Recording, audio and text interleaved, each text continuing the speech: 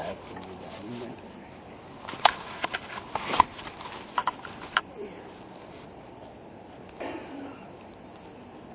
الله الرحمن الرحيم الحمد لله نحمده ونستعينه ونستغفره ونؤمن به ونتوكل عليه ونعوذ بالله من شرور أنفسنا ومن سيئات أعمالنا من يهده الله فلا مضل له ومن يضلله فلا هادي له ونشهد أن لا إله إلا الله وحده لا شريك له ونشهد أن سيدنا مولانا محمدا عبده ورسوله أما بعد کتاب السلام باب فضل السلام والامر بافشاء السلام۔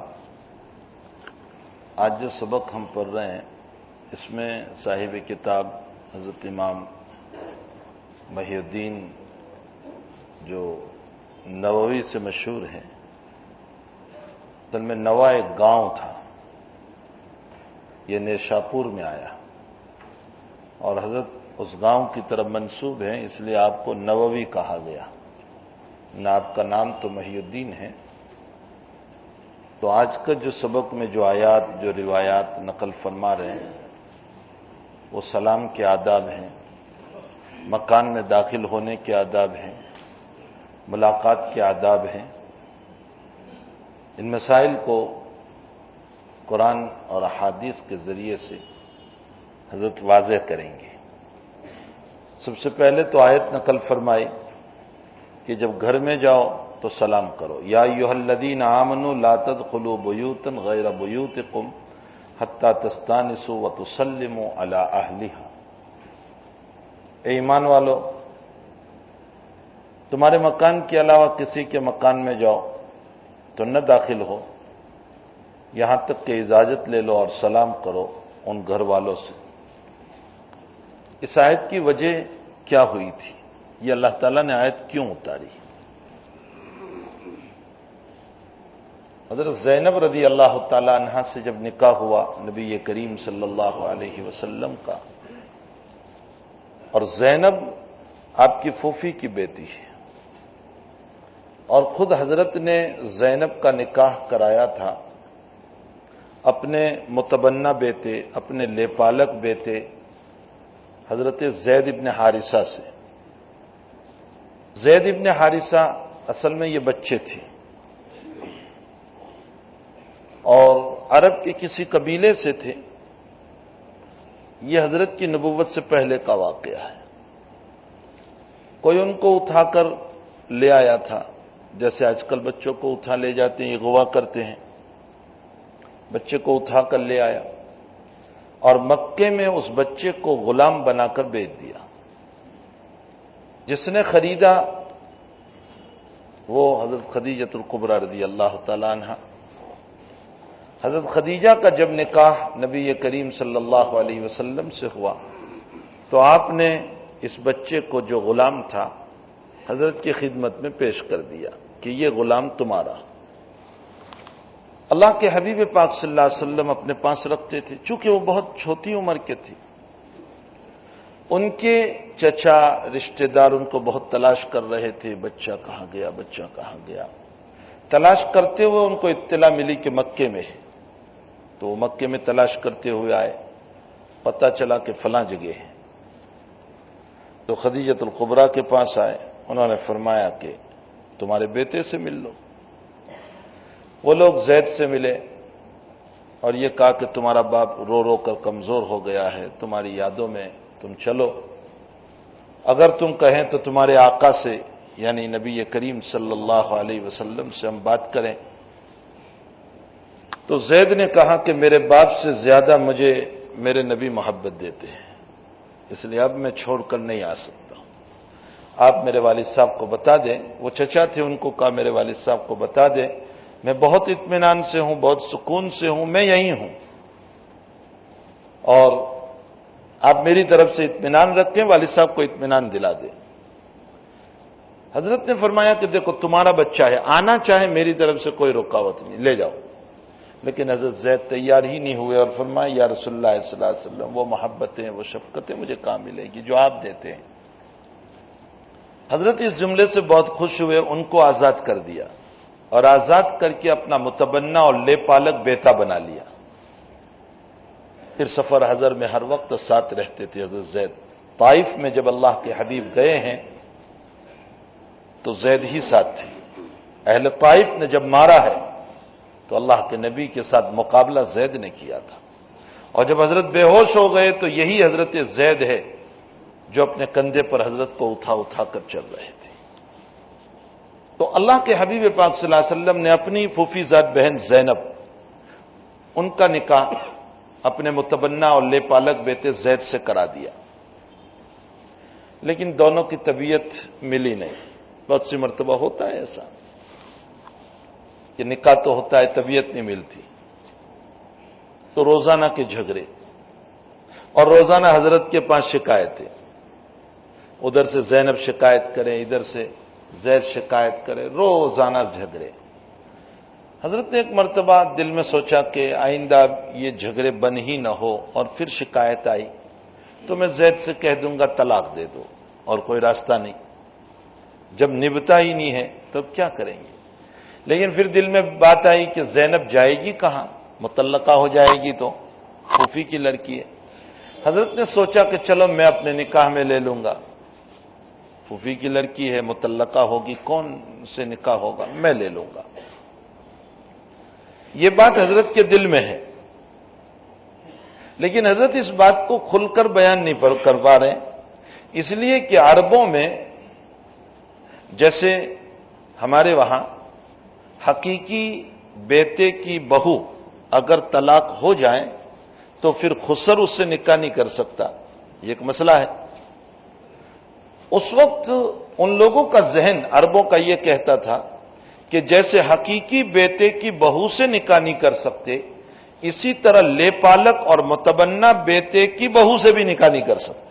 حالانکہ لے پالک بیٹا حقیقی بیٹا ہے ہی نہیں، وہ تو منہ بولا بیٹا ہے، تو اس کی بہو سے نکاح ہو سکتا ہے، کوئی حرج نہیں۔ لیکن عرب اپنے دماغ میں اس بیٹے کو جو متبنہ اور لے پالک ہیں اس کو حقیقی بیٹے کا درجہ دے دیتے تھے۔ حضرت دل میں اس سے ڈر رہے تھے کہ ان لوگوں کا مسئلہ تو یہ ہے کہ میں اگر نکاح کروں گا تو یہ کہیں گے لو بیٹے کی بہو سے نکاح کر لیا، تو میری رسوائی کریں گے، حالانکہ شرعاً جائز ہے۔ یہ بات دل میں حضرت کے چل رہی تھی۔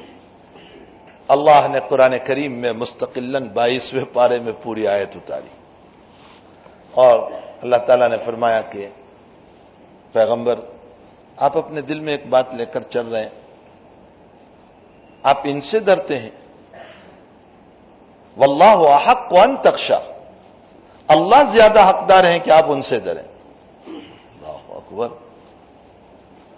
اور آپ یہ ڈر رہے ہیں کہ میں نکاح کروں گا زینب سے تو لوگ کیا کہیں گے؟ ادھر زینب کو طلاق ہو چکی تھی، عدت پوری ہو چکی تھی، تو اب اللہ نے خود ہی قرآن میں آیت اتاری، فرمایا زیدن وطرن زود نہ کہا، زید نے طلاق دے دیے اور ہم نے پیغمبر تمہارا نکاح کرا دیا، اللہ ہی نے کرا دیا، یہ قرآن کی آیت ہے۔ زود نہ کہا، ہم نے تمہارا نکاح زینب سے کرا دیا، تو زینب کا نکاح آسمان میں ہوا، کوئی گواہ نہیں، کچھ نہیں، اور اللہ نے آیت اتار دی۔ سب سے بڑا ولیمہ اللہ کے حبیب نے زینب کے نکاح پر کیا تھا، چونکہ اور موقعوں پر فراوانی نہیں تھی، زینب کے موقع پر فراوانی تھی، تو پورا بکرا ذبح کیا اور حضرت نے ولیمہ فرمایا۔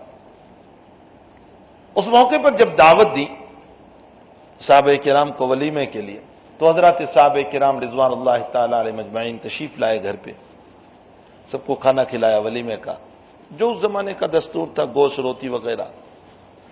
سارے صحابہ کھانا کھا کر تشریف لے گئے، لیکن 3 آدمی، روایتوں میں نام نہیں ہے ان کے، اللہ نے چھپا دیا نام، 3 آدمی، وہ نبی علیہ السلام کے مکان میں باتیں کرتے ہوئے بیٹھے رہے، کھانے کے بعد بھی بہت دیر تک باتیں کرتے رہے۔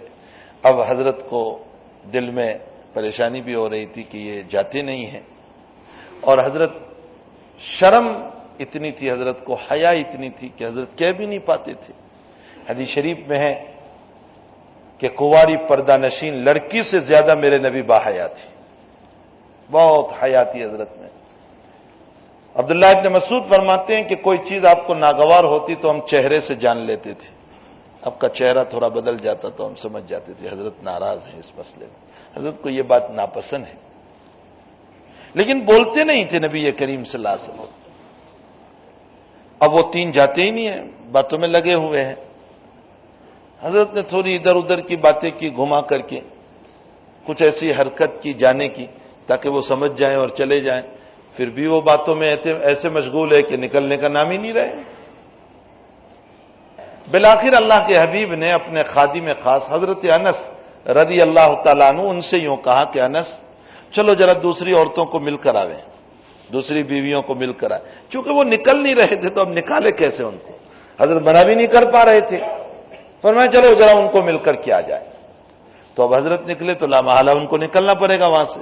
اب نکلے وہ لوگ تو اللہ نے یہ احکام اتارے، لا تدخلوا بیوتا غیر بیوتکم حتی تستانسوا وتسلموا علی اہلہا. دوسری آیت میں اللہ تعالیٰ نے فرمایا کہ تم کسی کے وہاں جب تک تمہیں بلائے نہ جائیں دعوت کے لیے وہاں تک نہ جاؤ. بہت سویرے جا کر کے نہ بیٹھ جاؤ. کسی کے وہاں دعوت تھی، آپ کو 12 بجے کھانے کا وقت دیا گیا تھا، آپ 10 بجے جا کر کے بیٹھ گئے. گھر والوں کو تکلیف ہوگی، ان کو اپنے اور کام کرنے ہیں، وہ ہماری وجہ سے مشغول ہو جائیں گے ہمارے ساتھ، ان کے سارے کام ٹھپ ہو جائیں گے. اصول سکھائے قرآن نے. فرمایا کہ جس وقت تمہیں کھانے کے لیے بلائے جائیں اسی وقت جاؤ، بہت سویرے جا کر کے مت بیٹھو، گھر والوں کو تکلیف ہوگی. اور پھر آگے فرمایا فَإِذَا طَعِمْتُمْ فَانْتَشِرُوا وَلَا مُسْتَأْنِسِينَ لِحَدِيثٍ إِنَّ ذَلِكُمْ كَانَ يُؤْذِي النَّبِيَّ.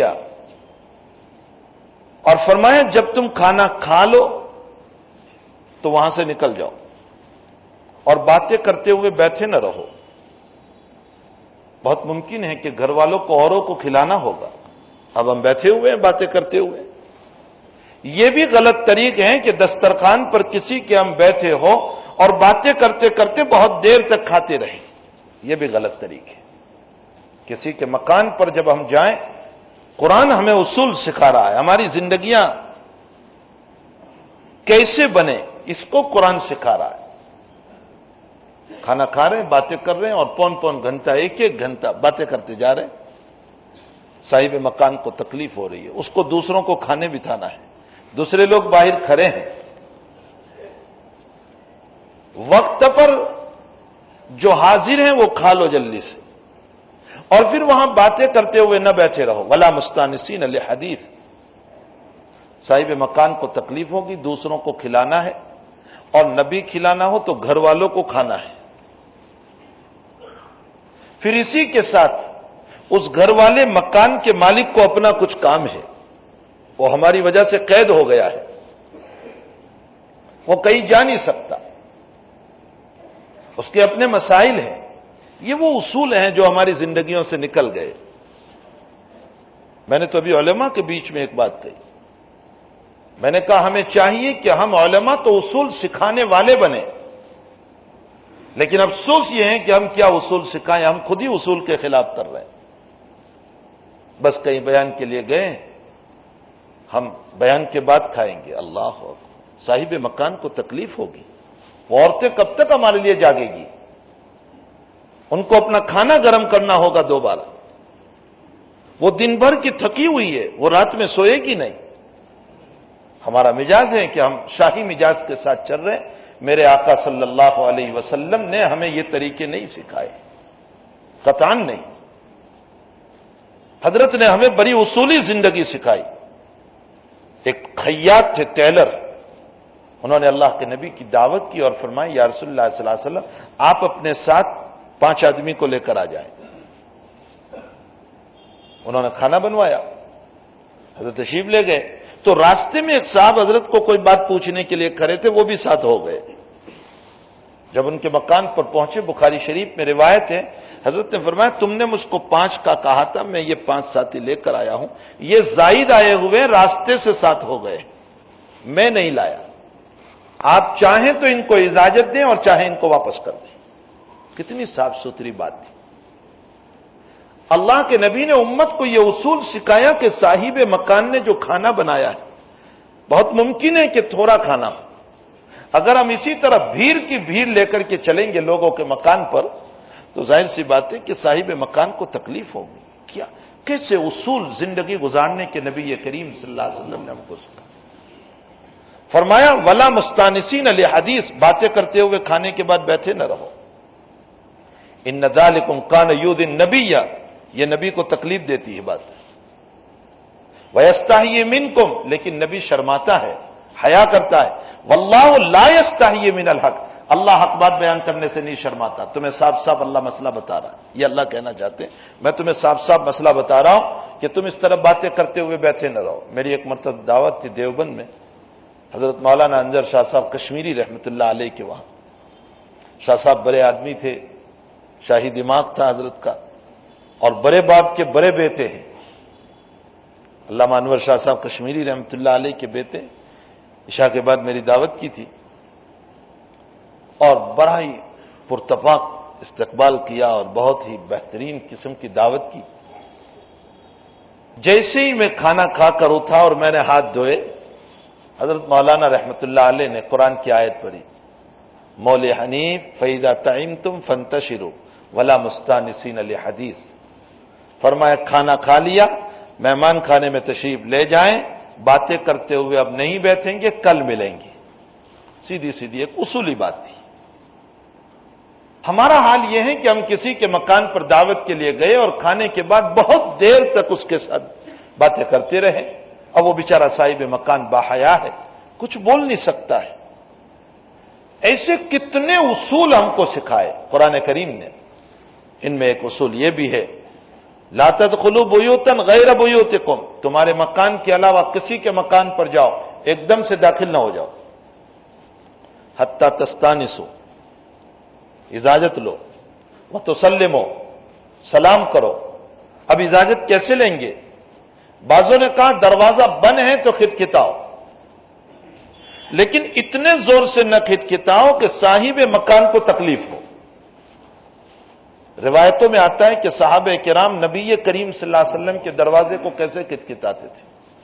اللہ اکبر. بخاری شریف میں روایت ہے کہ یوں ناخن سے ہم کھٹکھٹاتے تھے نبی کریم صلی اللہ علیہ وسلم کے دروازوں کو، یوں ناخن سے. تو عبداللہ ابن مسعود سے پوچھا گیا کہ ایسے کیوں؟ فرمایا نبی بیدار ہوں تو پتہ چل جائیں اور سوئے ہوں تو نیند میں خلل نہ پڑے. ہمارا حال یہ ہے کہ زور زور سے دروازہ کھٹکھٹاؤ. فرمایا اگر دروازہ بند ہے تو دروازہ کھٹکھٹاؤ. ہمارے وہاں عمومی طور پر بیل کا رواج ہے، ایک بیل لگاؤ. اور اگر دروازہ کھلا ہے اور صاحب مکان سامنے ہے تو سلام کرو، یہ دوسرا طریقہ. اور اگر دروازہ بند ہے اور آپ نے کھٹکھٹایا یا بیل لگایا اور وہ آیا تو اس کو پہلے سلام کرو، اور سلام کہہ کر اس کے سامنے اپنی بات رکھو پہلے کہ میں آپ سے ملنے آیا ہوں، مجھے 10 منٹ کام ہے آپ سے. وَتُسَلِّمُوا عَلَىٰ أَهْلِهَا تَسْتَانِسُوا وَتُسَلِّمُوا، اجازت لو اور سلام کرو. میں تم سے ملنے آیا ہوں، مجھے کچھ کام ہے آپ سے، آپ کے پاس اس وقت ہو، یا آپ نے پہلے سے وقت لیا ہے کہ میں فلاں وقت میں آپ کو ملنے آؤں گا. اس نے کہا ہے کہ ٹھیک ہے اس وقت میں تم آ جانا. پھر اصول یہ ہے کہ آپ اپنے مکان میں داخل ہو تو بھی سلام کر کے جاؤ. کیا دوسروں کے مکان میں جب ہم سلام کریں گے تو اپنے گھر والے سلام کی دعا کے محتاج نہیں ہے کہ ہم اپنی بیوی کو سلام کریں، ہم اپنے بچوں کو سلام کریں؟ سلام بول کر ہم گھر میں جائیں، یہ سنت ہے نبی کریم صلی اللہ علیہ وسلم. اپنے بیوی بچوں کو سلام کریں. فرمایا فَإِذَا حَتَّى تَسْتَانِسُوا وَتُسَلِّمُوا عَلَىٰ أَهْلِهَا. دوسری آیت میں ارشاد فرمایا فَإِذَا دَخَلْتُمْ بُيُوتًا فَسَلِّمُوا عَلَىٰ أَنفُسِكُمْ تَحِيَّةً مِّنْ عِندِ اللَّهِ مُبَارَكَةً طَيِّبَةً. جب تم اپنے گھر میں جاؤ تو اپنے گھر والوں کو بھی سلام کرو. یہ اللہ کی طرف سے ایک مبارک اور پاکیزہ کام ہے. اللہ نے ایک تحفہ عطا فرمایا. سلام ایک بہت بڑی دعا ہے. پھر سلام کے فوائد کیا ہیں وہ تو خود آگے کچھ روایتیں لا رہے ہیں حضرت امام نووی رحمۃ اللہ علیہ، اس سے سلام کے فوائد کا پتہ چلے گا. لیکن کسی کے مکان میں جائیں تو بھی سلام، اپنے مکان میں جائیں تو بھی سلام. پھر ایک تیسرا مسئلہ یاد رکھیں، اگر ہم کسی کے مکان پر گئے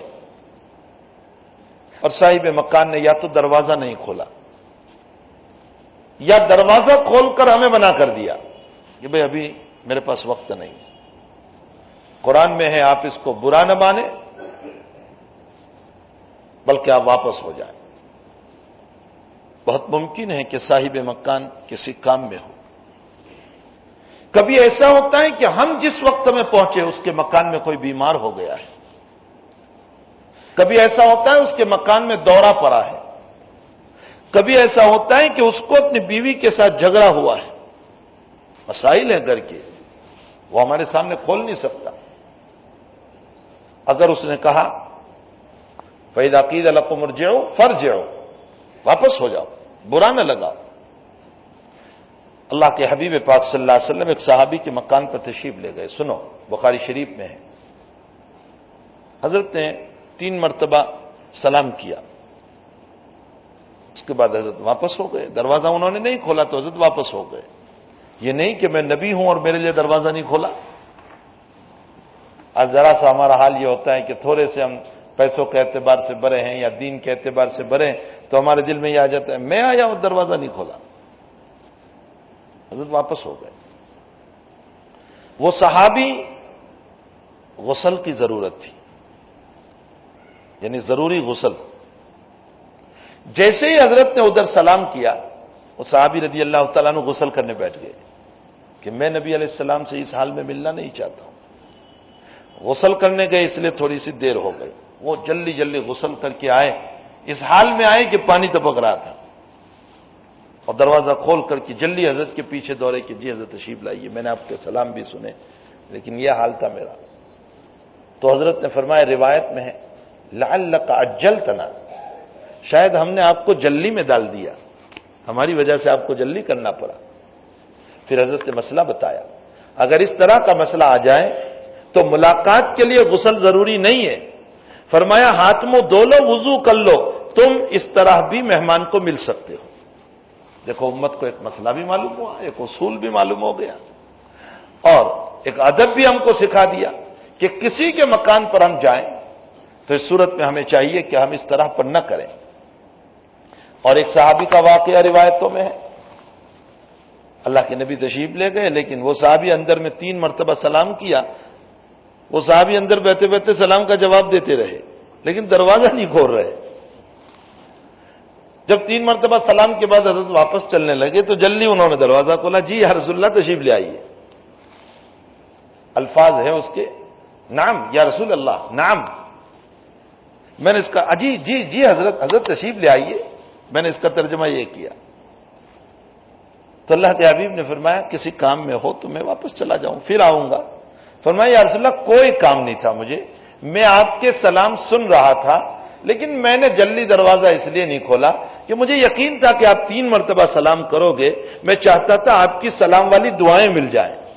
اللہ، آپ کی دعائیں مجھے ملے، اس لیے میں دروازہ نہیں کھولا، آپ کے سلام کو سنتا رہا اور جواب بھی دیتا رہا. تو کتنے روایتوں میں حضرت عمر رضی اللہ تعالیٰ عنہ اپنی دور خلافت میں مشغول تھی کسی کام میں. ابو موسیٰ اشعری رضی اللہ تعالیٰ عنہ تشریف لائے. بخاری شریف میں روایت ہے ابو موسیٰ اشعری نے 3 مرتبہ سلام کیا. حضرت عمر کسی کام میں مشغول تھے اس لیے دروازہ نہیں کھولا. تو ابو موسیٰ اشعری تشریف لے گئے. دربان نے بتایا کہ ابو موسیٰ آئے تھے اور انہوں نے 3 مرتبہ سلام کیا اور آپ کی طرف سے کوئی جواب نہیں ملا تو واپس چلے گئے. فرمایا بلاؤ. اور موسیٰ کو بلایا اور فرمایا کہ کیوں تم چلے گئے؟ کہا کہ یا رسول میں نے نبی کریم صلی اللہ علیہ وسلم سے سنا ہے کسی کے مکان پر جاؤ 3 مرتبہ اجازت مانگو، یا تو اجازت کے ذریعے سے یا سلام کے ذریعے سے. اگر وہ جواب دیں تو فبیا، ورنہ تم واپس ہو جاؤ. تو میں نے اس حدیث پر عمل کیا، آپ کی طرف سے مجھے جواب نہیں ملا تو واپس ہو گیا. تو اللہ کے حضرت عمر رضی اللہ تعالیٰ نے فرمایا کہ اچھا یہ حدیث ہے؟ فرمایا ہاں. تم نے سنی ہے؟ جی میں نے سنی ہے. فرمایا گواہ لاؤ اس پر کہ تم نے یہ حدیث سنی ہے ورنہ میں کوڑے ماروں گا. حضرت عمر کے وہاں تو کوڑے ہی ہوتے تھے. فرمایا کوڑے ماروں گا، گواہ لاؤ. تو ابو موسیٰ اشعری ویسے بھی صوفی صحابی ہیں، تشریف لے گئے مسجد نبوی میں. حضرات انصار بیٹھے ہوئے تھے. فرمایا بھائی تم میں سے کسی نے یہ حدیث سنی ہے؟ فرمایا کیا ضرورت پڑی؟ فرمایا میں اس طرح پر گیا اور حضرت نے دروازہ نہیں کھولا امیر المؤمنین نے، تو میں چلا آیا، مجھے واپس بلایا اور میں نے یہ حدیث پر عمل بتایا تو وہ کہنے لگے گواہ لاؤ ورنہ پٹائی کروں گا۔ تو تم میں سے کسی نے یہ حدیث سنی ہے؟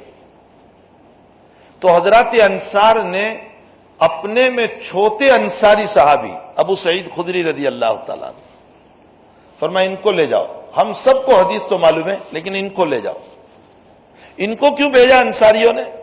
انصار نے حضرت عمر کو تنبیہ کرنے کے لیے ابو سعید کو بھیجا کہ ہمارا چھوٹا بچہ بھی یہ حدیث جانتا ہے اور امیر المومنین تم کو پتا نہیں، اس لیے ابو سعید خدری کو بھیجا۔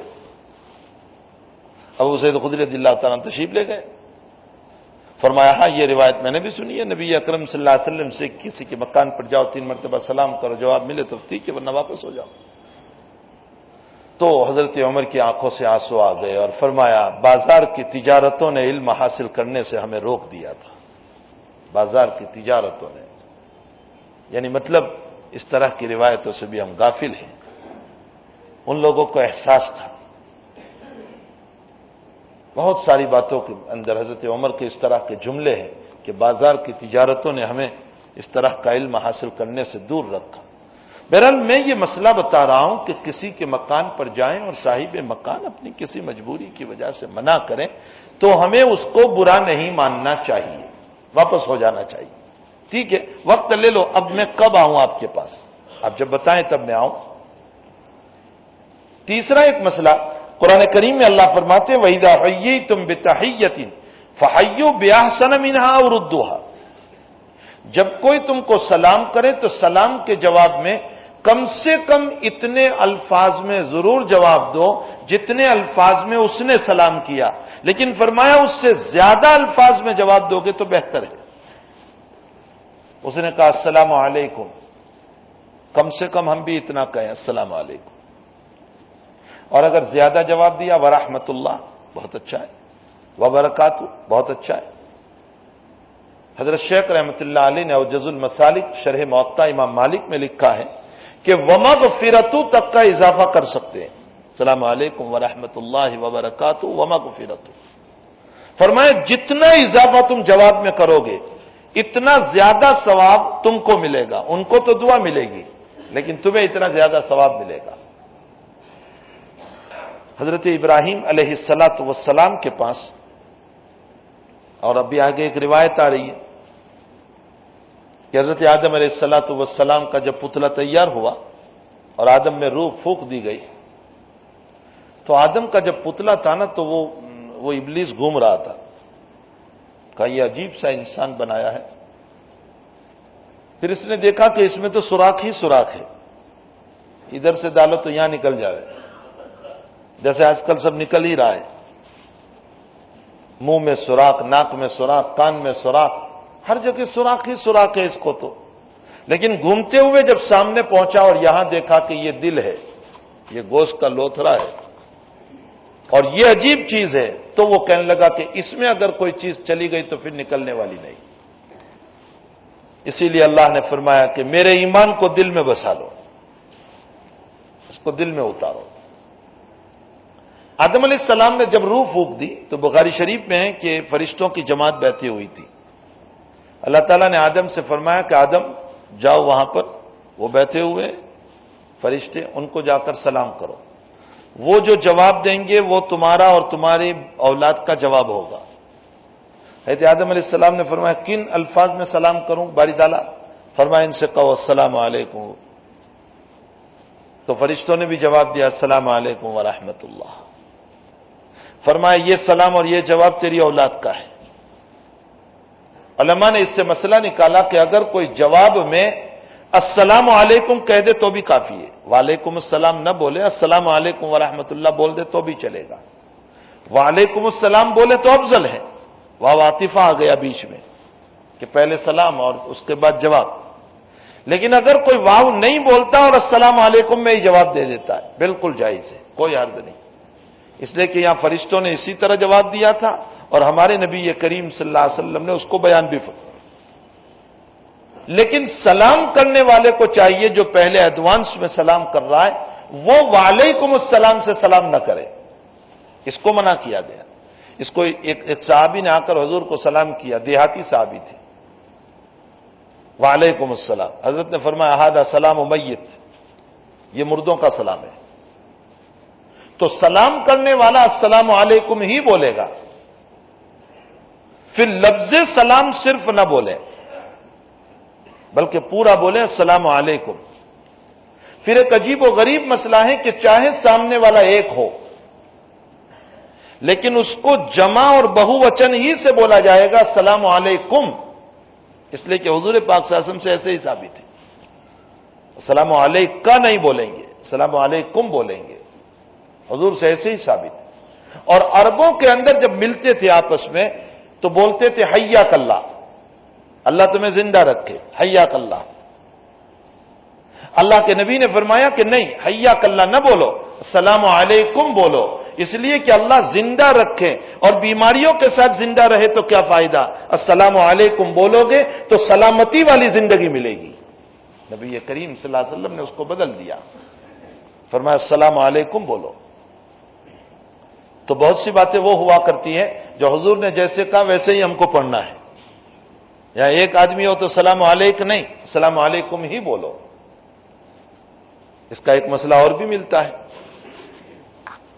نماز میں ہم پڑھتے ہیں درود شریف، التحیات، اور التحیات میں بولتے ہیں السلام علیک ایھا النبی ورحمۃ اللہ وبرکاتہ، اور السلام علیک کا ترجمہ ہوتا ہے سلام ہو تجھ پر ایھا النبی، اے نبی علیہ الصلاۃ والسلام، اور اللہ کی رحمت ہو آپ پر اور برکتیں ہو۔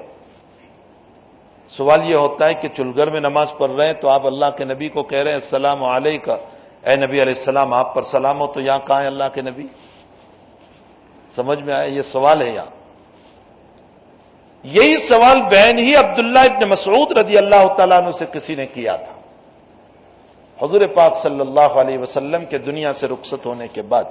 یہ سوال کسی نے کیا کہ اب اللہ کے نبی نہیں ہے تو کیا ہم یوں بول سکتے ہیں السلام علی النبی ورحمۃ اللہ وبرکاتہ؟ السلام علیکہ نہیں بولے، سلام علی النبی، نبی پر سلام۔ تو عبداللہ ابن مسعود نے بہت پیارا جواب دیا۔ عبداللہ ابن مسعود نے فرمایا حضور کے زمانے میں آپ کی موجودگی میں آپ مسجد نبوی میں ہوتے تھے اور باقی لوگ اپنی اپنی مسجدوں میں دور دور نمازیں پڑھتے تھے، اور ان کی مسجدوں میں اللہ کے نبی وہاں نہیں تھے، وہ تو مسجد نبوی میں تھے، لیکن ہر مسجد میں السلام علیکہ بولتے تھے۔ معلوم ہوتا ہے نبی نے جیسا سکھایا ویسا ہی پڑھو، اس میں ہمیں بدلنے کی اجازت نہیں۔ اس کو السلام علیکہ ایھا النبی ہی پڑھیں گے، اس کو بدلنے کی ضرورت نہیں ہے، یہ ایسے ہی رہے گا السلام علیکہ ایھا النبی، سلامتی ہو اے پیغمبر صلی اللہ علیہ وسلم آپ پر، ورحمۃ اللہ وبرکاتہ، اللہ کی رحمتیں ہو اور آپ پر اللہ کی طرف سے برکتیں ہو، عنایتیں ہو۔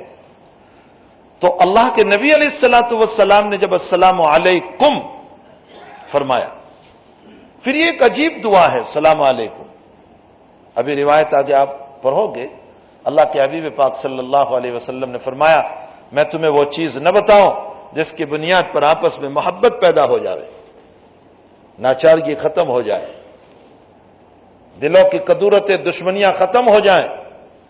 فرمایا ضرور بتا دیجئے یا رسول اللہ صلی اللہ علیہ وسلم۔ فرمایا افشوا السلام بینکم، سلام کو آپس میں عام کرو، اس سلام کے ذریعے سے اللہ محبت پیدا کرے گا۔ حضرت ابراہیم علیہ السلام کے پاس فرشتے آئے، انسانی شکل میں آئے۔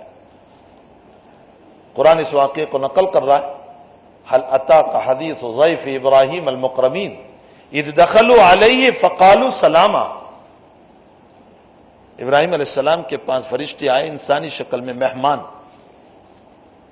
اور آ کر کے کہا سلام۔ معلوم ہوتا ہے فرشتے جیسی مقرب اور مکرم شخصیت بھی سلام کرتی ہے۔ حدیث میں ہے کہ اللہ کے حبیب پاک صلی اللہ علیہ وسلم کے پاس جب جبریل تشریف لاتے تھے پہلے سلام کرتے تھے، السلام علیکم یا رسول اللہ، پہلے سلام کرتے تھے، فرشتے بھی سلام کرتے تھے۔ تو حضرت ابراہیم نے بھی جواب دے دیا قال سلام قوم منکرون، لیکن تم لوگ اجنبی معلوم ہو رہے ہو، میں تم کو نہیں جانتا تم کون ہو۔ لیکن ابراہیم کی مہمان نوازی بہت مشہور تھی۔ حضرت نے فوراً پورا بچھڑا، بعجل سمین، پورا بچھڑا، جیسے ہم بکرے پورے بناتے ہیں نا، حضرت نے پورا بچھڑا کاٹ کر ذبح کر کے اس کو بھون لیا اور پورا بچھڑا اٹھا کر مہمانوں کی خدمت میں لے کر آئے کہ کھاؤ۔ اب وہ تو فرشتے تھے، وہ کیسے کھائیں گے؟ فقربہ الیہم فقال الا تاکلون، کھاتے نہیں ہو تم؟ لیکن جب فرشتوں نے ہاتھ نہیں بڑھایا تو حضرت ابراہیم تھوڑے سے ڈر گئے کہ یہ کوئی جنات نہ ہو، کون لوگ ہیں یہ؟ تھے انسانی شکل میں۔ فرشتوں نے کہا لا تخف، ڈرو مت، ہم اللہ کے فرستادے ہیں اور ہمیں قوم لوط کی ہلاکت کے لیے بھیجا ہے، لیکن آپ کے پاس پہلے ہم آئے اور اب ہم جائیں گے سدوم بستی جو عراق میں آئی، جہاں تمہارے بھتیجے لوط علیہ السلام نبی ہیں، اور اللہ نے ہمیں عذاب لے کر بھیجا ہے کہ اس بستی کو نیچے سے اٹھا کر ختم کرنا ہے، اس لیے کہ وہ قوم جو لوط علیہ السلام کی قوم ہے وہ تمام معاصی میں ڈوبی ہوئی تھی، لیکن سب سے بڑا ان کا گناہ یہ تھا کہ وہ عورتوں کو چھوڑ کر مردوں سے شہوت پوری کرتے تھے۔ یہ ایک بہت برے گناہ میں مبتلا ہے، ہمیں وہاں جانا ہے۔ تو لوط علیہ السلام کے پاس گئے، وہ سارا واقعہ قرآن نقل کر رہا ہے۔ یہاں مجھے صرف اس آیت کو میں نے اس لیے تلاوت کی کہ یہاں روایت میں امام نووی نے نقل کیا کہ حضرت ابراہیم علیہ السلام کے پاس جب فرشتے حاضر ہوئے تو فرشتوں نے بھی سلام کیا۔ معلوم ہوتا ہے سلام ایک بہت بڑی اللہ کی طرف سے ہمیں تعلیم دی گئی ہے۔ گڈ مارننگ اور گڈ ایوننگ اور فلاں اور فلاں، معلوم نہیں کیسے کیسے الفاظ بولتے ہیں۔ ان الفاظ میں اگر مارننگ کہہ دیا تو صبح کی سلامتی آئی، ایوننگ کہہ دیا تو شام کی سلامتی آئی، اور سلام بول دیا تو ساری زندگی کی سلامتی آئی۔ یہ نبی کریم صلی اللہ علیہ وسلم کی تعلیمات کی خصوصیت ہے۔ اب یہ ہو سکتا ہے کہ کوئی یہ سوال کرے کہ غیر مسلم کو سلام کا مسئلہ کیا ہے؟ اگر وہ سلام کریں تو کیا مسئلہ؟ اگر وہ سلام کرتا ہے تو ہم سلام کے جواب میں صرف بولیں گے سلام، سلام علیکم نہیں، اس لیے کہ سلام دعا ہے، وہ موضع رحمت نہیں ہے، اس لیے اس کو سلام علیکم سے دعا نہیں دیں گے، لیکن اس کا دل نہ ٹوٹے اس لیے کہہ دو سلام۔ یا آج کل کے جو الفاظ و آداب یہ بول دو، یا اس طرح کا جو لفظ بول دو، اور ہم ان کو پیشگی ایڈوانس میں السلام علیکم نہیں کہیں گے۔ چند لوگوں کو سلام کرنے کو منع کیا گیا۔ جو انسان کھانا کھا رہا ہے اس کو سلام نہ کرو، منع کیا گیا۔ کھانے والے کو سلام نہ کرو، اس کو تمہارے جواب کی وجہ سے رکنا پڑے گا۔ جو انسان استنجا کھانے میں ہے سلام نہ کرو۔ ابراہیم ابن ادہم رحمۃ اللہ علیہ کی ایک بات مجھے یاد آئی، بہت عجیب و غریب ہے، اگرچہ مضمون سے ہٹ کر ہے، لیکن استنجا کھانے کی مناسبت سے مجھے یاد آئی۔ ابراہیم ابن ادہم رحمۃ اللہ علیہ حمام خانے میں گئے۔ اس زمانے میں حمام خانے ہوتے تھے، آج کل تو اب حمام خانے، ابھی کچھ وقت پہلے ہم نے نائی اور حجاموں کے وہاں ایسے حمام خانے دیکھے تھے، 20-22 سال پہلے کی میں بات کر رہا ہوں۔ لیکن حمام خانے بڑے بڑے پہلے زمانے میں ہوتے تھے، ایک روم میں گرم پانی، ایک میں ٹھنڈا پانی، لوگ جاتے تھے اندر غسل کرنے۔ جب باہر نکلے تو پیسے مانگے ابراہیم ابن ادہم سے کہ بھائی اس کے پیسے، تو حضرت رو پڑے۔ تو وہ کہنے لگا کہ روتے کیوں ہیں، پیسے دینے اس میں رونے کی ضرورت کیا ہے؟ فرمایا پیسوں پر نہیں رو رہا ہوں، پیسے تو مجھے دینے ہیں، لیکن مجھے ایک بات یاد آ گئی کہ میں نے اتنا سا پانی استعمال کیا، وہ تو بغیر پیسوں کے مجھے غسل نہیں کرنے دیتا تو میرا رب مجھے جنت دے دے گا، وہ بغیر اعمال کے دے دے گا۔ مجھے رونا اس پر آیا، مجھے آخرت یاد آ گئی، مجھے جنت یاد آ گئی کہ وہ کیا بغیر اعمال کے مجھے جنت دے دے گا؟ اگر تو اتنا پانی مجھے نہیں دے سکتا ہے تو میرا رب بغیر اعمال کے اپنی جنت کیسے دے سکتا ہے؟ لیکن افسوس کہ ہم نے دنیا کے لیے تو ساری چیزیں تیار کی، باقی آخرت کے لیے ہم نے کوئی چیز، میرے گھر میں اعلیٰ سے اعلیٰ فرنیچر تلاش کر کر کے چائنا کا اچھا کہاں ملتا ہے، جرمنی کا اچھا کہاں ملتا ہے، فلاں کا اچھا کہاں ملتا ہے، تلاش کر کر کے میں لاؤں گا۔ حالانکہ ایک لمبا مکان، یہ تو مختصر مکان ہے دنیا کا، 50 سال، 60 سال، 70 سال، ایک لمبا مکان قبر ہے، وہ بھی تو ہمیں کہہ رہی ہے کہ میں بھی تو تیرا مکان ہوں۔ وہ بھی تو حدیث میں ہے کہ روزانہ پکار کر کہہ رہی ہے میں بھی تو تیرا مکان ہوں، لیکن ہم نے میرے مکان کے لیے بہترین کمکمے، لائٹ، ٹیوب لائٹ اور اچھے سے اچھا جھمر جہاں سے مجھے ملا میں اس جھمر کو لے کر کے آ گیا اور میں نے اپنے گھر کو سجایا، اور قبر یہ کہہ رہی ہے کہ میرے وہاں ایک موم بتی بھی نہیں ہے، اگر یہاں روشن کرنا ہے تو تیرے اعمال ہوں گے۔ لیکن اس کے لیے ہمارا کبھی وہم بھی نہیں جاتا اس کی طرف کہ ہمیں اس کے لیے کوئی تیاری کرنا ہے، اس کو سجانا ہے، اس قبر کو بنانا ہے، ہمارا تصور تک اس قبر کی طرف نہیں جاتا۔ تو استنجا خانے میں جانے والے کو سلام نہ کیا جائے، لکھا ہے دین کے فاسق اور فاجر کو سلام نہ کیا جائے، لکھا ہے جو بے نمازی ہو سلام نہ کیا جائے۔ کیوں؟ اس لیے کہ اس پر فسق اتر رہا ہے۔ 12 آدمی قریباً ہے جن کو سلام نہ کیا جائے، غیر مسلم کو سلام نہ کیا جائے۔ یہ تنبیہات ہیں کہ ان لوگوں کو سلام نہ کریں۔ تو سلام ایک بہت جامع دعا ہے جو اللہ تعالیٰ نے اس امت کو عطا فرمائی ہے۔ حضرت آدم علیہ السلام کی روایت ابھی میں نے بیان کی، اس کے بعد دوسری روایت میں فرمایا حضور پاک صلی اللہ علیہ وسلم نے عن ابی عمارۃ البراء بن عازب رضی اللہ تعالیٰ عنہ قال امرنا رسول اللہ صلی اللہ علیہ وسلم ب7، اللہ کے حبیب نے ہمیں 7 کام کرنے کا حکم دیا۔ فرمایا عیادت المریض، بیمار کی عیادت کرو، سنت ہے۔ اللہ کے حبیب بیمار کی عیادت کے لیے جاتے تھے، چاہے وہ مسلم ہو چاہے وہ غیر مسلم ہو۔ اگر غیر مسلم سے تمہارے تعلق ہے، وہ بیمار ہوا اس کی عیادت کے لیے جاؤ، تمہارے کاروبار میں شریک ہے اس کی عیادت کے لیے جاؤ، تمہارے پڑوس میں رہتا ہے اس کی عیادت کے لیے جاؤ۔ حضرت امام ابو حنیفہ رحمۃ اللہ علیہ کے باب میں تو بہت مشہور ہے کہ حضرت کے پڑوس میں جو آدمی رہتا تھا، وہ جہاں رات ہوتی تھی اور حضرت کے سونے کا تھوڑا سا وقت ہوتا تھا کہ وہ شراب پی کر کے وہ ڈھول بجاتا رہتا تھا، حضرت کو سونے نہیں دیتا تھا۔ ایک رات ڈھول بجنے کی آواز نہیں آئی تو حضرت نے فجر کے بعد پوچھا کیا بات ہے، بیمار ہو گیا ہے، کیوں آواز نہیں آئی ڈھول بجانے کی؟ فرمایا بیمار نہیں، شراب پی تھی، پکڑا گیا، پولیس لے گئی اس کو۔ تو حضرت جیل کھانے گئے اور اپنی ضمانت پر رہا کروا کر لے آئے، اپنی ضمانت پر۔ اللہ اکبر۔ ایک صاحب نے امام صاحب کو تھپڑ مار دیا، تحفۃ الائمہ بھی ایک کتاب ہے، اس میں یہ واقعہ لکھا ہوا ہے۔ ایک صاحب نے حضرت کو تھپڑ مارا، حضرت نے فرمایا میں بدلہ لے سکتا ہوں لیکن نہیں لوں گا، میں پولیس میں FIR درج کروا سکتا ہوں، نہیں کروں گا، میں حاکم کو بتا سکتا ہوں چونکہ حضرت کا مقام تھا لیکن نہیں بتاؤں گا۔ فرمایا میں رات میں سحرگاہی میں اٹھ کر تہجد میں تیرے لیے بد دعا کر سکتا ہوں لیکن نہیں کروں گا۔ بلکہ کیا کہا آگے؟ جملہ سنو، دل کو ہلانے والا۔ کیا ہم اپنے آپ کو اللہ والا سمجھ رہے ہیں؟ حضرت نے فرمایا قیامت کے دن اللہ اگر میری بخشش کر دے تو پھر میں تجھے تلاش کروں گا اور تیری سفارش کر کے میں تجھے جنت میں لے جاؤں گا۔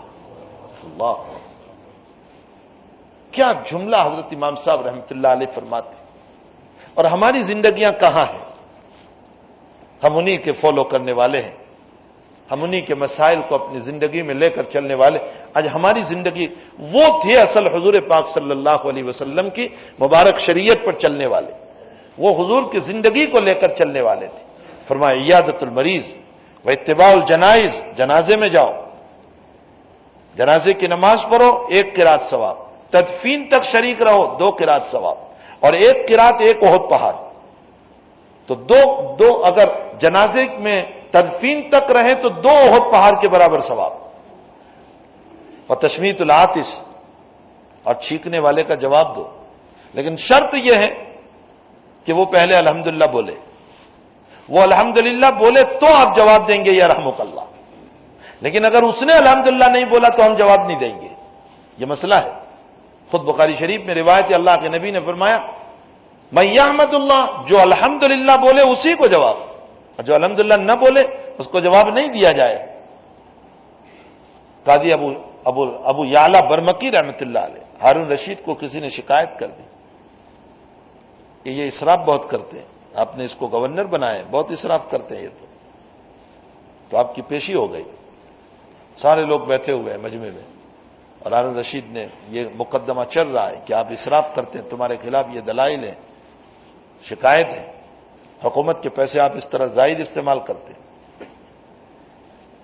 اتنے میں ہارون رشید کو چھینک آ گئی تو سارا مجمع بول پڑا یرحمک اللہ، لیکن قاضی ابو یعلا برمکی نہیں بولے، اور ہارون رشید دیکھ رہا ہے کہ انہی کا مقدمہ چل رہا ہے، دیکھے دعا دیتے ہیں یا نہیں۔ دعا نہیں دی۔ ہارون رشید نے کہا پورے مجمع نے مجھ کو دعا دی، آپ نے نہیں دی۔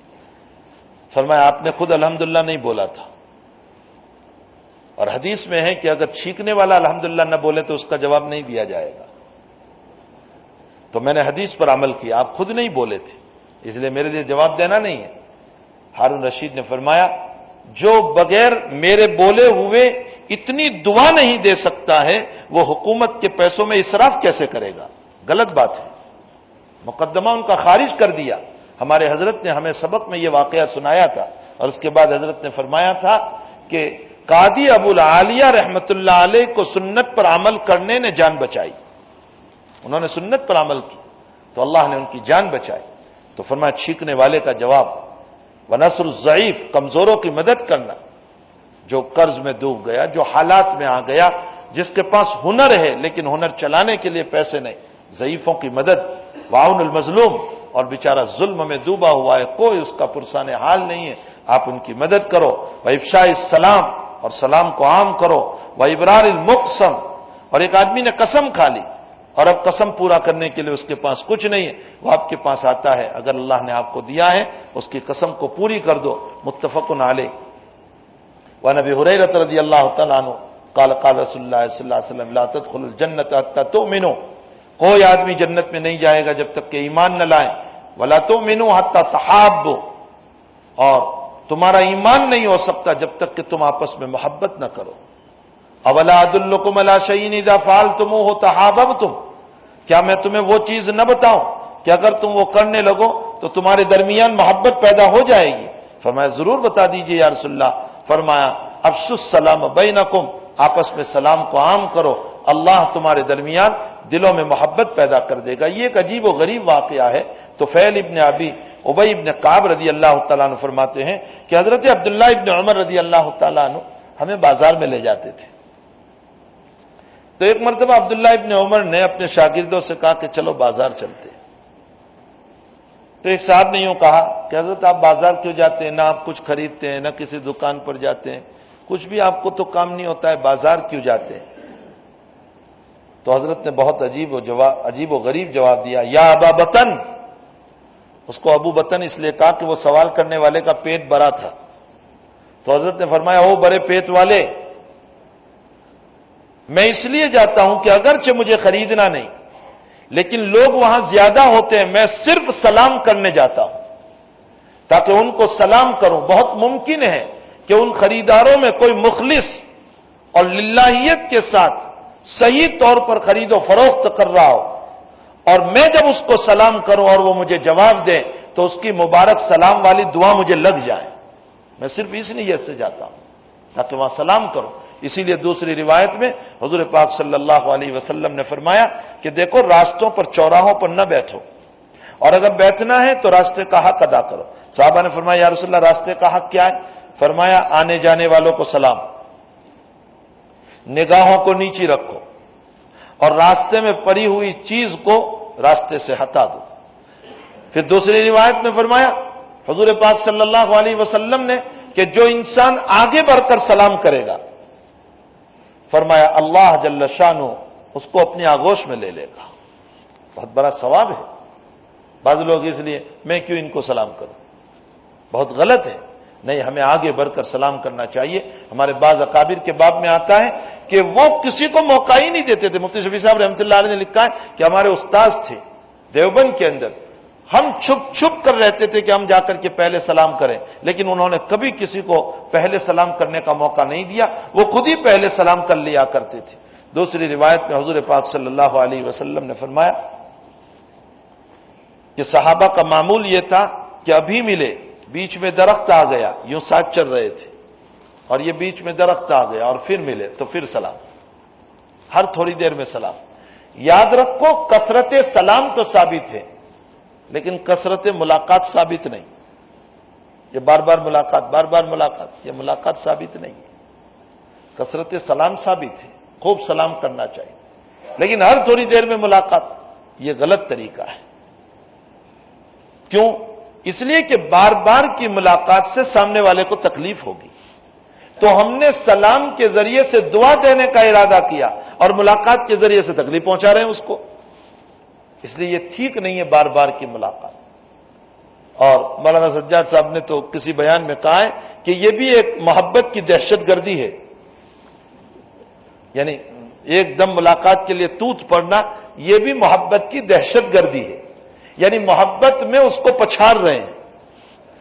تو کثرت سلام نبی اکرم صلی اللہ علیہ وسلم سے ثابت ہے، صحابہ سے ثابت ہے، ہمیں اس کو خوب پھیلانا چاہیے۔ حتیٰ کہ حدیث شریف میں آتا ہے، روایت میں ہے کہ ایک مرتبہ جبریل امین تشریف لائے اور فرمایا عائشہ یہ جبریل آئے ہیں اور تمہیں سلام کہہ رہے ہیں۔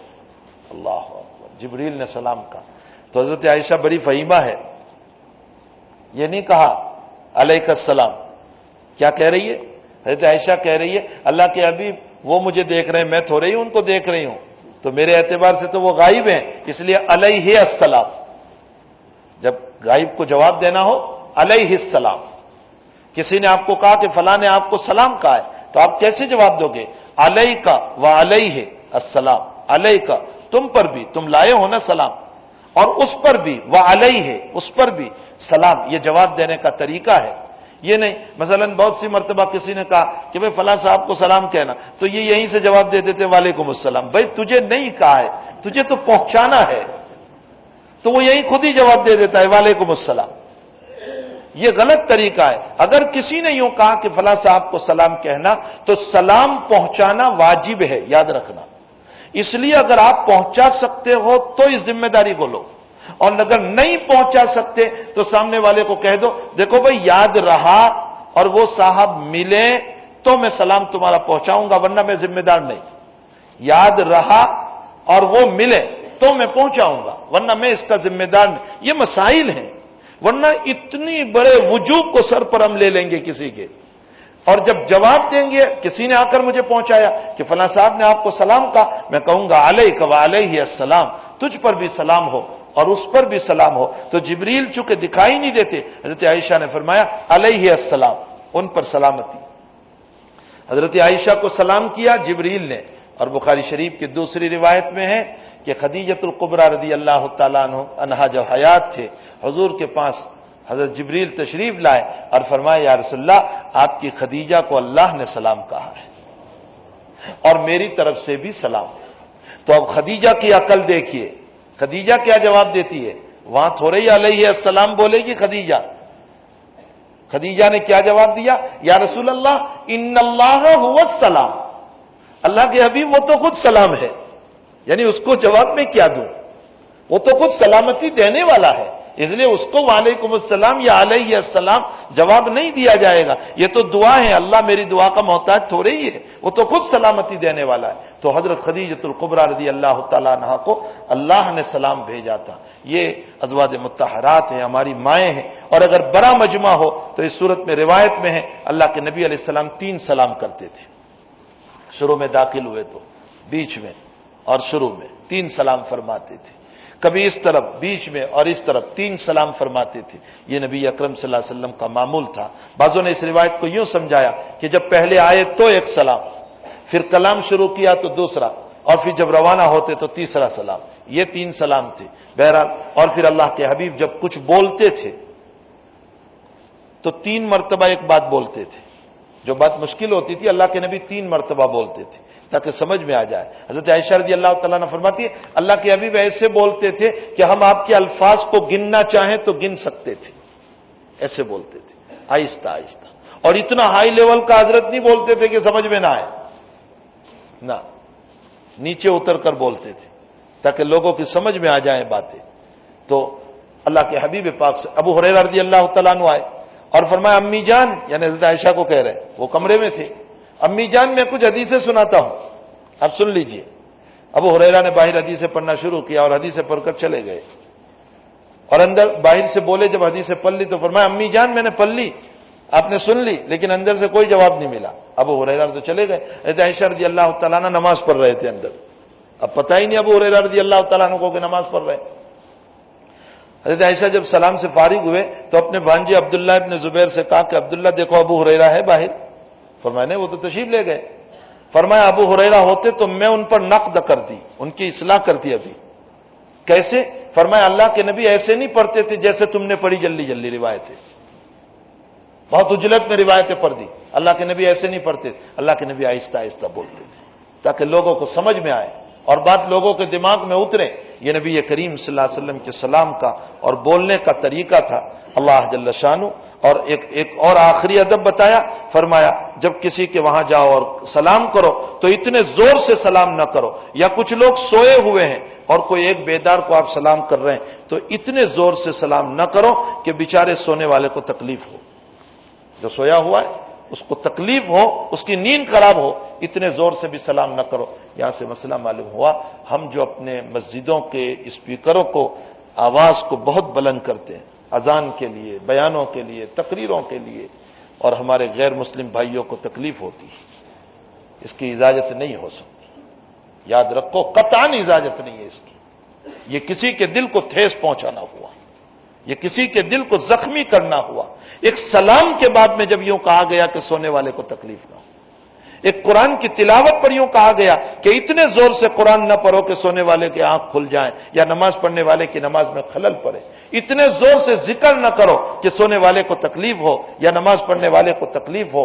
تو جب ایک جو ہے سونے والے کے بعد میں اتنے اصول ہیں تو یہ بھی بیچارے سوئے ہوئے ہیں، ہم جان بوجھ کر زور کرتے بیان رکھتے ہیں اس طرح پر کہ ان غیر مسلموں کو رات 2-2 بجے تک سونا نہیں ملتا۔ یاد رکھو یہی وہ ہماری بد اخلاقیاں ہیں جس سے ہمارا اسلام بدنام ہوا، ہمارا ایمان بدنام ہوا اور ہمارے کیریکٹر بدنام ہوئے۔ ہمارے آقا صلی اللہ علیہ وسلم نے ہمیں اچھے اخلاق والے، اچھے دین والے، لوگوں کے ساتھ اچھے معاملات کرنے والے بنا کر کے بھیجے ہیں۔ ابھی کسی غیر مسلم نے بیان دیا، عجیب و غریب اس کا بیان ہے، وہ یہ کہہ رہا ہے کہ میں ایک جگہ سے گزر رہا تھا اور ایک مسلم نے جان بوجھ کر پان کی پچکاری مجھ پر لگائی، کہا میرے دل میں بات آئی کہ میں اس کو سبق پڑھاؤں، لیکن پھر میں چونکہ اسلام اور قرآن اور حدیث کی اسٹڈی کیا ہوا تھا تو میں نے یہ سوچا کہ یہ اس کے اخلاق ہے، اس کے نبی کے اخلاق نہیں ہے، یہ اس کے اعمال ہیں، اس کے نبی کے اعمال نہیں ہے۔ اس کے نبی نے تو اس کو کبھی بھی یہ نہیں سکھایا ہے کہ تو کسی کو تکلیف پہنچانے والا بنے۔ اسلام نے کبھی بھی کسی کو ظلم کرنا، مارنا، دہشت گردی، قتل کرنا، بم پھوڑنا، کبھی نبی کریم صلی اللہ علیہ وسلم نے کوئی ایسی بات فرمائی نہیں۔ اسلام تو اس کا منکر ہے، انکار کر رہا ہے کہ یہ باتیں نہیں ہو سکتی ہے۔ تو اسلام ایک بہت اچھا مذہب ہے، لیکن ہمارے اعمال کی وجہ سے یہ سب باتیں جو ہیں، دیکھو رمضان میں ہماری وجہ سے کتنوں کو تکلیف ہوتی ہے۔ کتنے بجے 20-25 منٹ پہلے سے اعلان شروع کرتے ہیں، سحری کا آخری وقت 20 منٹ باقی ہے، سحری کا آخری وقت 5 منٹ باقی ہے، 10 منٹ باقی ہے۔ کیا لوگوں کے مکانوں میں گھڑیاں نہیں ہے؟ کیا لوگوں کے پاس ٹائم ٹیبل نہیں ہے؟ کیوں ہم اتنی مرتبہ اعلان کر کر کے لوگوں کی نیند خراب کر رہے ہیں؟ ان غیر مسلموں کو تکلیف ہو رہی ہے، کیا ہمارا اسلام اس کی اجازت دیتا ہے؟ ہمیں سوچنا چاہیے۔ یہ وہ مسائل ہیں کہ جن مسائل کی بنیاد پر ہمارا دین بدنام ہوتا ہے۔ یہ سب غلط طریقے ہیں کہ کب سے ہم اعلان کرتے رہتے ہیں اور دوسروں کو تکلیف پہنچاتے ہیں۔ سب جانتے ہیں، سب کے پاس ٹائم ٹیبل ہے، سب کے پاس گھڑیاں ہیں۔ جب سب کو جاب پر جانا ہوتا ہے، دکانوں پر جانا ہوتا ہے، تو کیا گھڑی نہیں دیکھتے؟ تو کیا ہمارا روزہ کب سے شروع ہوگا اس کا پتہ نہیں ہے؟ ہمیں چاہیے کہ ہم اپنی عبادتوں کو دوسروں کی تکلیف کا ذریعہ نہ بنائیں۔ اللہ جل شانہ ان تمام باتوں پر ہم سب کو عمل کی توفیق عطا فرمائے۔ صلی اللہ علیہ نبی الکریم برحمتک یا ارحم الراحمین۔ جی کسی صاحب نے لکھا ہے کہ اس جمعہ کو یعنی 25 تاریخ کو حجاج کرام کا گجرات حج کمیٹی کی طرف سے ڈرا ہونے والا ہے۔ کامیابی کی دعا اللہ تعالیٰ، جن جن لوگوں نے فارم بھرا ہے اللہ ان کا وہاں جانا میسر فرما دے، ان کے لیے راستے آسان فرما دے، اور اللہ جمیع مرحومین کی مغفرت فرمائے۔ سلیمان بھائی وحید بیمار ہیں، دعا کی درخواست ہے، اللہ تعالیٰ ان کو بہت عافیت صحت عطا فرمائے۔ جہاں تک تعلق ہے وضو کا، وضو میں بیٹھ کر وضو کرنا چاہیے، اس لیے کہ وہ جو چھینٹ اڑتی ہے، یہ چھینٹ اگرچہ حرام یا اس طرح کا مسئلہ نہیں ہے، لیکن کم سے کم اپنے کپڑے بچے، اس کا احتیاط رکھا جائے۔ تاہم اگر بیٹھنے کی جگہ ہونے کے باوجود کسی نے کھڑے کھڑے وضو کیا تو وضو ہو جائے گا، وضو میں کوئی حرج نہیں ہوگا، وضو میں کوئی نقصان بھی نہیں ہے، اس سے نماز بھی پڑھ سکتا ہے۔ لیکن افضل اور اولا یہ ہے کہ اگر بیٹھنے کا نظام ہے تو پھر اس صورت میں وضو کو بیٹھ کر ہی کرنا چاہیے۔ اور بہت سارے لوگوں نے دعاؤں کی درخواست کی ہے، سب کے لیے بیماریوں سے شفا کی دعا فرمائے۔ الحمدللہ رب العالمین والعاقبۃ للمتقین والصلاۃ والسلام علی سید الانبیاء والمرسلین وعلی آلہ وصحبہ اجمعین۔ اللہم اعنا علی ذکرک وشکرک وحسن عبادتک، لا الہ الا اللہ العلیم الکریم، سبحان اللہ رب العرش العظیم، الحمدللہ رب العالمین۔ نسألك موجبات رحمتك وعزائم مغفرتك والغنیمة من كل بر والسلامة من كل إثم، لا تدع لنا ذنبا إلا غفرت ولا هما إلا فرجت ولا دينا إلا قضيت ولا مريضا إلا شفيت ولا حاجة من حوائج الدنيا والآخرة هي لك رضا إلا قضيتها يا أرحم الراحمين۔ اللہ پورے مجمع کی جائز تمناؤں کو پوری فرما، سب کی حاجتوں کو پورا فرما، سب کے کاروبار میں برکت عطا فرما۔ اللہ جو روزی سے پریشان ہیں ان کے لیے روزی کے اسباب پیدا فرما، جو مکان سے پریشان ہیں ان کو مکان کے اسباب پیدا فرما، جو بیماریوں سے پریشان ہیں ان کو شفائے دائمہ نصیب فرما۔ اللہ جو مرحوم ہو چکے ہیں ان کی قبروں کو نور سے منور فرما۔ اللہ جو بیٹیوں کے مسئلے میں پریشان ہیں، نکاح نہیں ہو رہے ہیں، ان کی بیٹیوں کے نکاح کا انتظام فرما۔ اللہ جو نکاح والے ہیں اور اللہ شوہروں کی طرف سے ظلم ہے، ان کے شوہروں کو کرم دل رحم دل بن کر اپنی بیویوں کے ساتھ حسن سلوک کی توفیق عطا فرما۔ اللہ جو بیویاں اپنے شوہر کی اطاعت نہیں کر رہی ہے انہیں اپنے شوہروں کی اطاعت کی توفیق عطا فرما۔ اللہ میاں بیوی میں سب میں آپس میں محبت اور پیار نصیب فرما۔ بے اولادوں کو اولاد عطا فرما، اولاد والوں کی اولادوں کو آنکھوں کی ٹھنڈک بنا، بگڑنے پھسلنے ضلالت گمراہیوں سے حفاظت فرما۔ اللہ بہت سارے اپنی روزی روٹی کے باب میں بہت پریشان حال ہیں، اللہ ان کا نظام تو ہی بنا سکتا ہے، آپ ان کا نظام بنا دیجئے، ان کی پریشانیوں کو دور فرما دیجئے، ان کی پریشانیوں کو دور فرما دیجئے، ان کی پریشانیوں کو دور فرما دیجئے۔ اے اللہ جو کچھ ہم نے مانگا ہے اپنے فضل سے نصیب فرما، جو نہیں مانگا آپ اپنے فضل سے نصیب فرما دیجئے۔ اللہ چناؤ کے سلسلے جاری ہیں اور اے اللہ ہر جگہ پر ہمارے ملک میں چناؤ ہو رہے ہیں، الہ العالمین ہمارے لیے خیر کے فیصلے فرما، ظلم سے ہماری حفاظت فرما، مسلمانوں کی آبرو عزت کی حفاظت فرما لے، مسلمانوں کے کاروبار کی حفاظت فرما لے، مسلمانوں کی جائیداد کی حفاظت فرما لے، مسلمانوں کے آبرو عزت اور ماں بہنوں کے آبرو عزت کی حفاظت فرما لے، ظالموں کے مسلط ہونے سے ہم سب کی حفاظت فرما لے۔ اے اللہ ہمیں منصف اور خیر خواہ امیر نصیب فرما، اے اللہ ہمیں منصف اور خیر خواہ امیر نصیب فرما۔ اے اللہ تو تقدیر کو بھی بدل سکتا ہے، تو نے تو پہلے سے لکھ دیا ہے کہ تو کس کو بنانے والا ہے۔ میرے مالک تیرے ہی ہاتھ میں سب کچھ ہوا کرتا ہے، آپ ہی خیر کو مقدر فرما دیجئے اور شرور سے ہم سب کی حفاظت فرما لیجئے، ہمارے ملک کی حفاظت فرما لیجئے۔ اللہ ہم سب کی دعاؤں کو اپنے فضل و کرم سے قبول فرما۔ صلی اللہ علیہ نبی الکریم۔